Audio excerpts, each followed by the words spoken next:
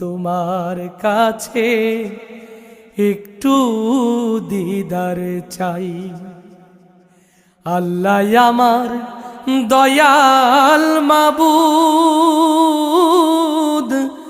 দয়ার সীমা নাই, তাই তো আমি তোমার কাছে একটু দিদার চাই। আল্লাহ তাই তো আমি তোমার কাছে একটু দিদার চাই।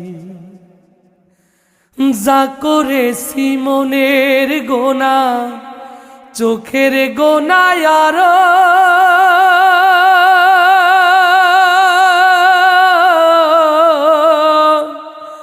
ইচ্ছে হলে তুমি সেসব মাফ করিতে পারো।